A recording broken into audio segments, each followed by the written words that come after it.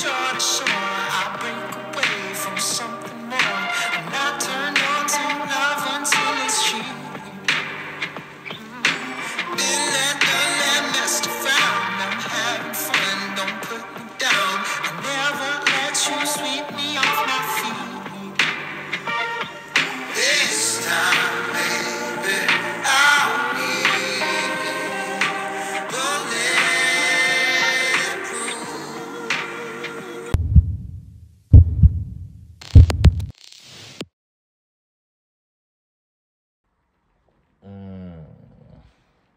Good fucking morning. Another day digging, baby. It's too easy. Let's go. Does my ass look fat in this? Oh, yeah. My ass is lean. I'm getting straps in my bum. Yeah, buddy. New posing trunks have arrived from Iron Eagle. Some nice little sparkler panties. Ready to strut my stuff on this stage. So I'll be giving these a go in posing today. See how they fit, look, and perform. Hopefully they are skid mark resistant. That is a joke. I don't really usually shit myself. Groundhog Day walk. Every day is a Groundhog Day, really, bar like some slight changes in the rest day. This is a rest day. This is where the calories are the lowest, and this is why I thought I would show you where that currently is and what that day looks like. 1 pound drop on a daily basis past few days. I can definitely feel that. But I've experienced prep a lot harder than this. I know further down the line it will be a lot harder as I get truly fucking peeled. So I suppose this is the smoke before the fire in this dig. This is like a nice little heads up. This is nice and easy. Like I say, I'm feeling it in regards to energy, cognitive function mainly. I feel like a slow motherfucker with just processing things and just thinking about doing things, and I'm taking a little bit longer to get up, but overall not too bad. Let's see if we can do enough today to drop another pound. I reckon so. So we'll have a nice walk, a nice stroll. It sets up the day quite nicely. Okay, so after the walk we've gone straight into the posing studio of Strength Asylum, and we're about to do 40 minutes of straight posing, mainly to test the endurance. On top of this, I'm closing all the windows so it gets nice and warm in here. Again, what I'm trying to do is make the posing conditions as hard as possible, because I'm trying to overcompensate so that on the day posing is a lot easier. When you get under those stage lights, your adrenaline's going to be higher, the heart rate's going to be higher, the stage is hot, so it's important to try to recreate that environment as much as possible.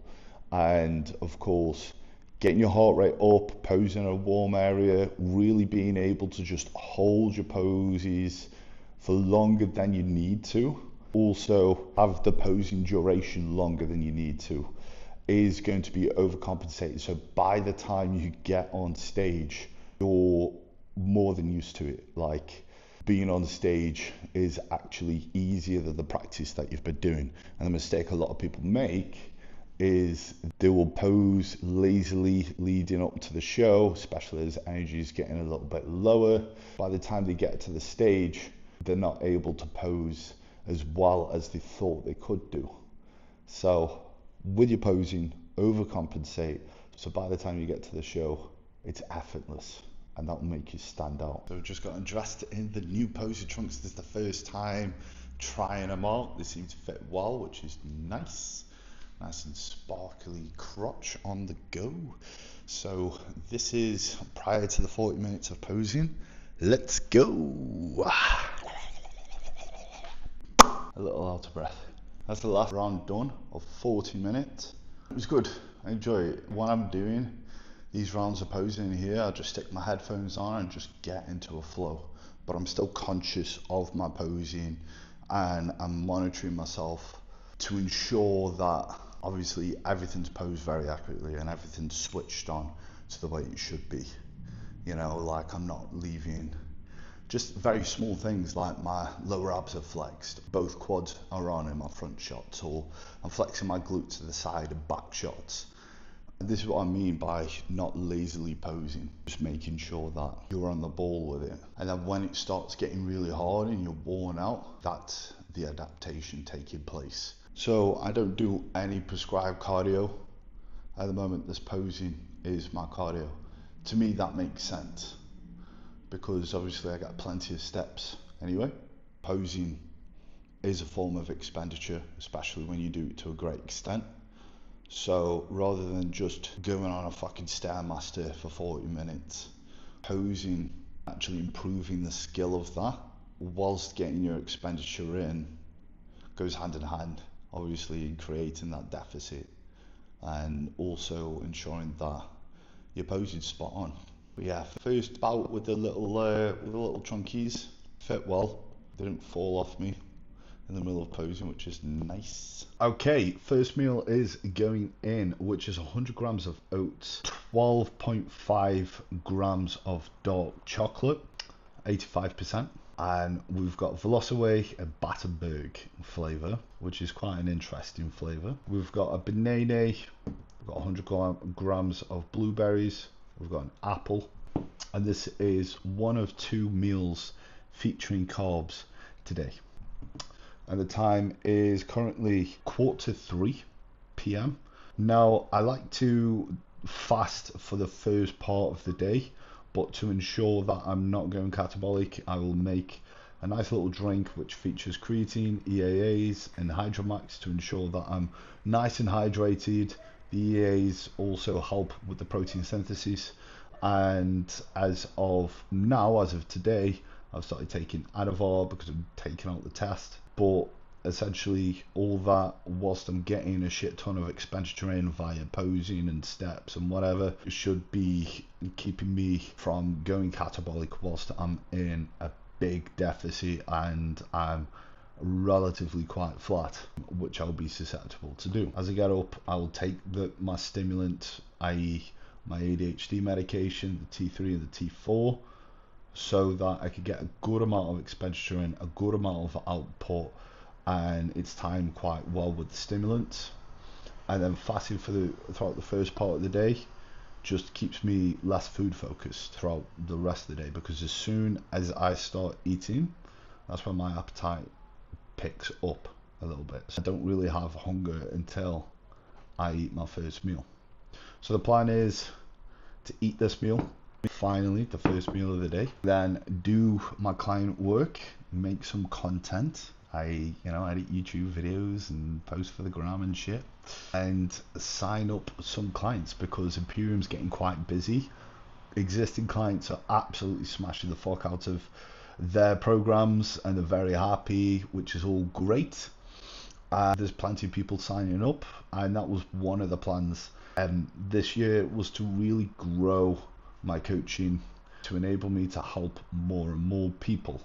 And at the moment I'm still in a position, despite being at this part of the prep, where I've got the capacity to do my job to the standard it needs to be done and provide the service to a high standard. Now, as soon as I get to a point in prep where it's getting quite difficult, which will most likely be leading up to the pro qualifier, that's when I'll cap the clients that I take on, so that I can maintain a very good service for the existing clients. Because regardless of where I'm at in prep, if I'm prepping or not, clients are a priority, and they always will be a priority to me. It's very important that my service is consistently very good for these people who are paying and trusting me to help them towards their goals and putting essentially their lifestyle and health in my hands. It's very important that I'm on the ball with that, regardless of what I am doing at that current moment of time. I'd rather cap my clients than just take on board more clients to give shitty service. And so I'll get this meal in, and then I'll show you guys how depressingly carbless the majority of the rest of the meals are. The next meal is going in, which is a salmon fillet and 6 cherry tomatoes. Whoop, whoop, whoop. A nice little protein serving to keep me taking over. But, you know, it was funny because after the first meal, whilst I was cracking on with some work, I had a spurt of energy and I felt guilty because I was like, oh my God, I should be feeling like shit. And then that dropped off. And then I was like, ah, there it is. Because it's funny how you associate a feeling with progress. And when you get used to feeling a certain way and having a certain outcome, anything different to that is going to make you susceptible to go, hold on, is something wrong here? But essentially, in the process, you just take the good with the bad and the bad with the good. Roll with the punches, baby. My mouth is watering for this. Bland as fuck meal. I purposely make it bland because you get to a point of prep when you're just going to be hungry for all your meals. So it's not an issue to get your food in. And trying to emphasize making it tasty as fuck is just going to make you crave more and make you hungrier. So the easier preps that I've done / diets, when I placed as much emphasis on making it flavoursome with sweeteners or diet hacks or whatever, and just kept it on the blander side. And in fact, this prep, the lower my food's got or the hungrier I've gotten, the blander I've made my food, because I'm hungry enough to get the food in regardless. So I'll take things out like sauces or sweeteners or whatever on, so I don't risk taking the piss out of it and overusing them, because I've done that in previous preps. And 2, so I'm not crazy food focused and I'm triggering these cravings with said sweeteners or what sauces or whatever I'm using, so that I can focus on other things that actually are conducive to what I need to be doing. Because the food is finite. I'm only allowed to eat this food. Anything past that would be more than the intake I should be having at the moment. So me thinking about food beyond what I've eaten and when I've eaten it is counterproductive. And I want to keep my brain and energy contributing towards productive things. I don't want to be counting down until my next meal, or just want to be able to eat and crack the fuck on. It makes it a lot easier. Anyway, this is gonna go down in like fucking 1 minute, and then I'll crack on, because I'm not expecting this to fill me up. It's not the aim of a prep, is to be satiated all the time. The aim is to get fucking peeled. So I'm gonna eat this, still be hungry, and carry on working. That's it. Regardless of if I was to add loads of sweeteners, I'll still be hungry. It won't satisfy me. So why would I put something in that will make me crave more and more food focused? Save that shit for the off season when you are struggling to get food in. That's when people tend to get lazy with the food and make it bland and horrible. It just makes sense. Logic, bro. So this is meal 2 at about 6 o'clock. So we're just on the second round of steps now on the exact same circuit, just because it's pretty standardized and, you know, there's a good reason I do that circuit. But so last time I did my steps in the evening, I sat over there after I went shopping. And then what happened was I fucking chilled out for a bit, got up, left the bag of shopping. And by the time I got home and I realised I was in bed, and I was like, I'm gonna leave that bag and really hope to fucking God it's still there in the morning, because I am so fucked at this point. So I got up in the morning, got to the bag, and the only thing that was left were my straps and chicken. So they just took everything that they could eat raw, but were kind enough to leave me the bag. So that was like a semi-win. I think I just unintentionally fed a homeless person by accident. And at least they left me the bag and some chicken, but I had to re-go to the shop. So that's a lesson learned. And that was also a good sign. Prep brain had fucking hit me right in the fucking face, because who the fuck does that? Who goes to shopping, goes for a walk, sits down and completely leaves everything? There was even change in the bag. So I don't know how poor or homeless this person was, but they left the change. And they stole things like bananas, spinach, pineapple and salmon. And yeah, left the chicken and straps and change. So they definitely weren't a bodybuilder. And they didn't take the bag, they just carried the shit.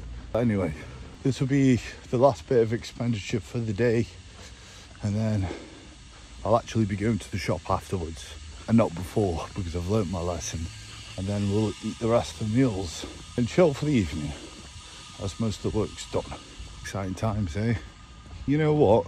This part, even though this is the dig for the show, the big dig and whatever, I've been losing a pound a day for the past few days, this is child's play in comparison to how I've experienced prep before, and in comparison to how most likely the prep leading up to the pro qual is. So that's something to keep in mind.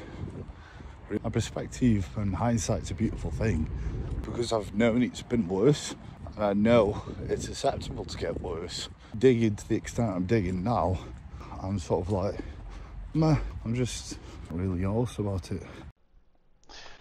Okay, fuck me. Let's try this again. This is the second time I've recorded this segment. I'm about to do something that I don't usually do. I shouldn't be doing. I don't do this ever, actually. That is combining 2 meals in one, which is this meal here. So we have 100 grams of pineapple and 400 grams of uncooked white chicken, which is roughly around about 100 grams of protein in one sitting, which the reason why I'm doing this is just due to lack of time. I want to make sure that I can get to bed on time and not be up trying to space my meals out. So the main issue with that is going to be digestive, and you know, hopefully I don't eat this and shit myself, but if I do, well, I'll shit myself, I know.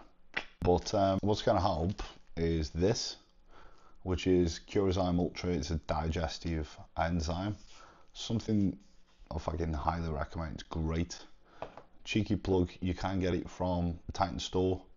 Now, this is something I recommended to the Titan store to stock because it's good. It's not great in my opinion. The Ultra is the most potent digestive enzyme, I suppose you would say, that they offer. And again, it's a lot different to like your average digestive enzyme. So it's great in the off season. It's great for hard to digest meals. This is going to be hard to digest. It's probably going to be a little hard to eat as well, because I went out and I put the chicken on in the air fryer and I had a guesstimate of trying to cook it slower at a lower temperature, and the result of that is it is overcooked and dry as fuck.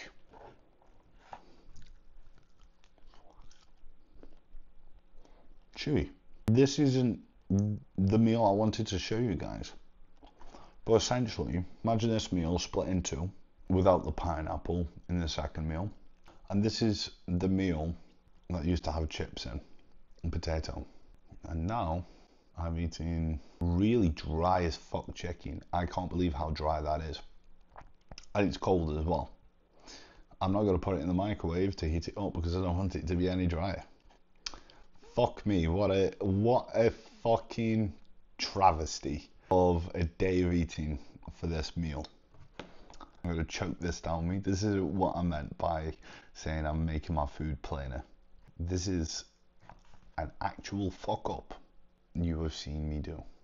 Listen guys, there's people in Africa that would kill for this. There's probably people in other places as well, but Africa usually seems to be the example. It's like when your parents are like, eating because kids in Africa. So I'm a very lucky boy to have this meal.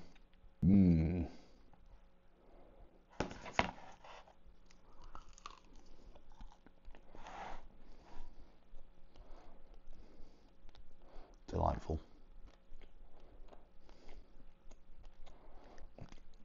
I'll see you for the next meal.